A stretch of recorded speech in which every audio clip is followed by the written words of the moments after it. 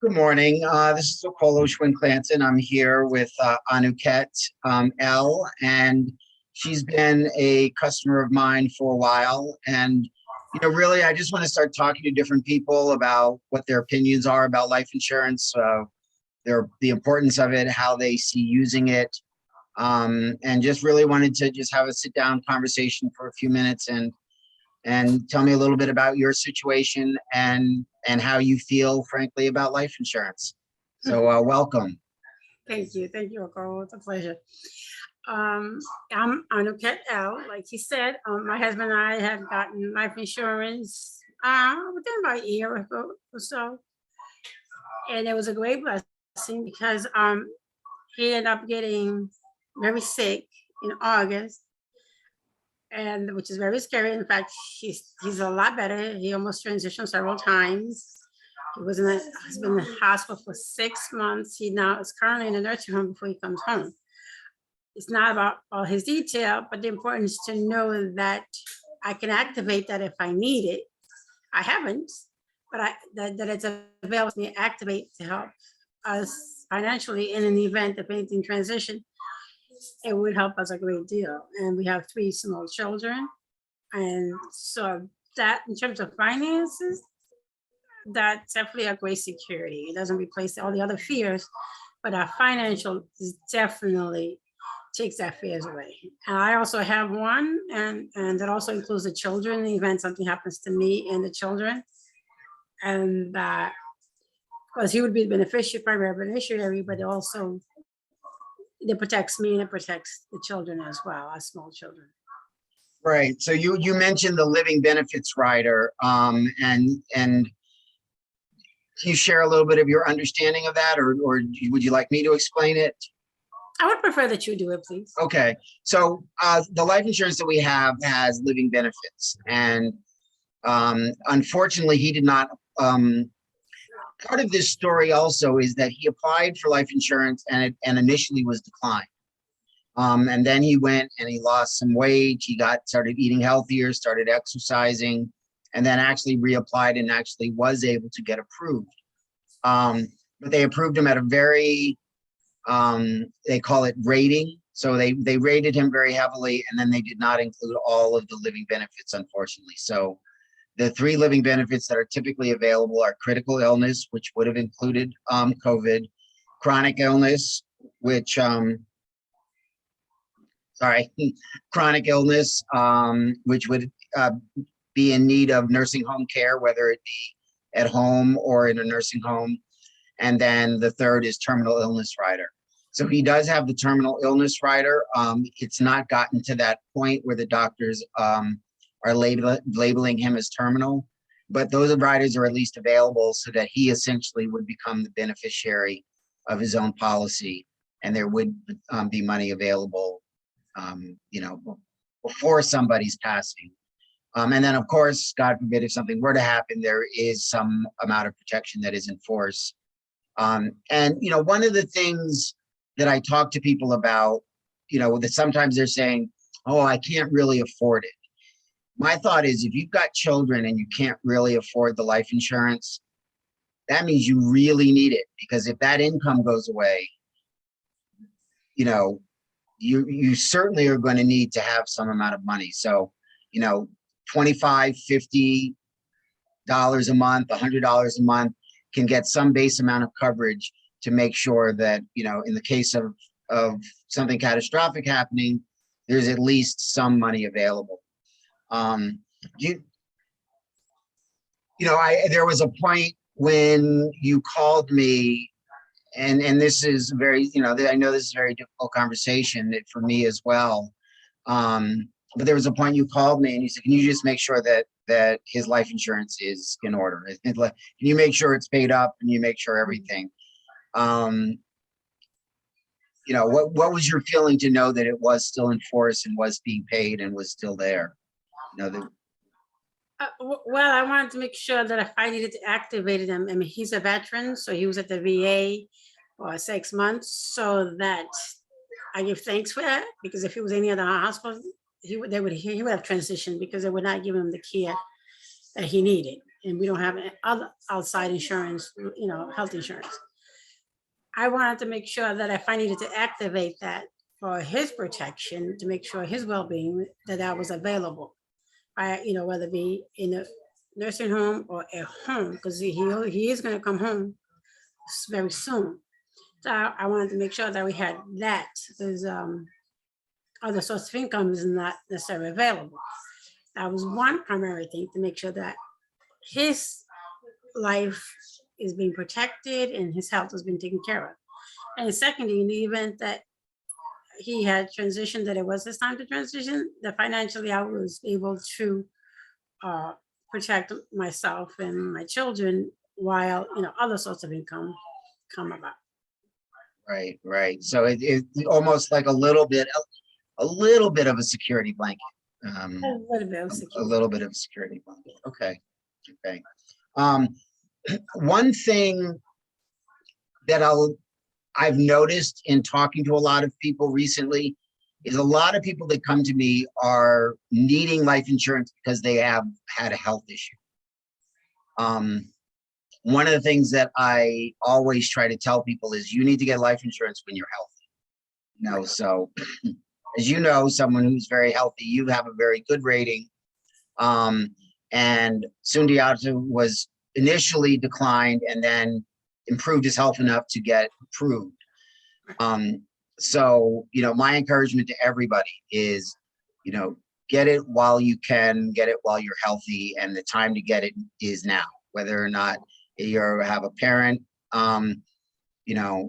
get it now. If you can get it for children, get it now. If you're a young adult, even if you're single, get some amount now, because that's going to give you a placeholder, something we call guaranteeing your insurability, which means if someone's in their early 20s, let's say they get a $500,000 policy, it's going to end up being very inexpensive for them. But that $500,000 policy could be turned into a permanent policy so that they could end up having life insurance for their entire life.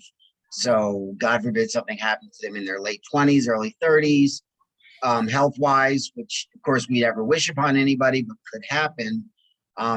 They will have life insurance already. So that's something I talk to people about. It's very important. So the time to get life insurance is now, today. And Anuket is also one of my reps. And, so if there's anything that we can do to help you, we would be more than happy to. Okay, thank you. I appreciate it. And just, leave a comment below or send me a DM. Or if this is on her site, send a DM and we'll be more than happy to follow up with you. Is there anything else you'd like to add? Just an encouragement to do so. I had heard of an instance with a young family.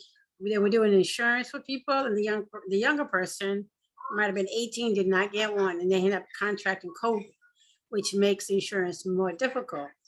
So again, my husband, yes, he did have to improve it, but we know he had to improve it more than what we did. We had to curtail it. Overall, we don't necessarily have a stressful life. But what happened to him is completely unpredictable and very shocking. And we did not expect it, considering how we live our lives. So I would say definitely when you least expect it, things happen. And, I also know an incident of a friend of mine who literally got killed inside of his house through a door. He was 17 years old. And it's not, not something you expect. And she had no way of taking care of that incident.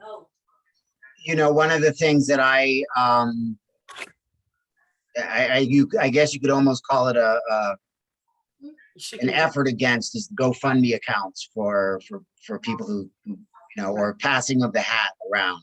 Right. It's really unfortunate, a family and, the breadwinner passes away, or, even just anybody in the family and needing to pay for funeral expenses.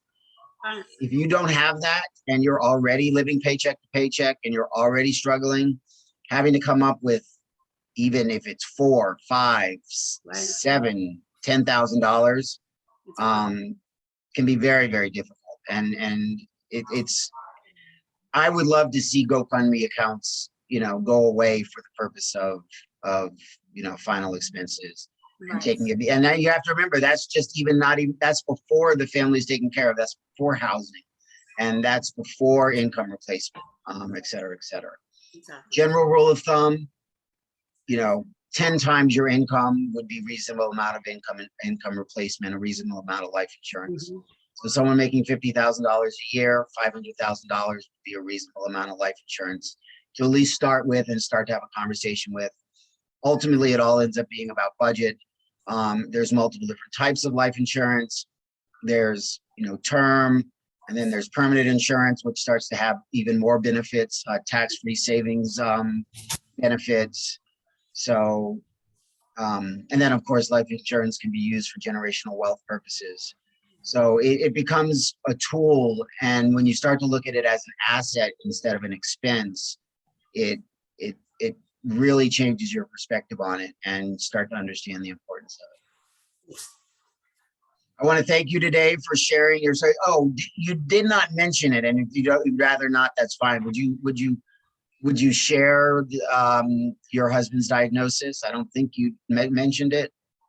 No, I didn't mention it. You don't have to. Yeah, it's something happening, and then other things continue happen that. Well, yeah, I guess I could say it. He's overall very healthy in terms overall. She contracted, I guess, COVID, and he was incubated. And while he did, a lot of his body organs are naturally very healthy and up failing or attempting to fail. Every major organ, his heart, his lungs, his kidney, his colon. So at one point I had to go and say my goodbyes. But we didn't give up. We have a lot of people all over the community sending prayers and healing energy. And so he's doing things that he wasn't supposed to be doing. So we expect full recovery. And he's now currently in the nursing home. He's doing a lot better, moving stuff. So we do expect, because, hey, as they say, first, we do it, and then we get a higher source, a higher power to take care of the rest. And that's what we're counting on. We're not accepting what the physical people say. I give thanks for what they've done, and they've done an incredible job. Everybody, even for me calling all times an hour and checking on him. And so I give thanks to every single one of those people. I'm really grateful. And I'm grateful that he was at the VA, because he was treated way better. And he works at the VA, so. Right, so he worked at the same hospital. Right, because even his coworker would visit him. And so it was, I so many people saying so many thanks, including finance,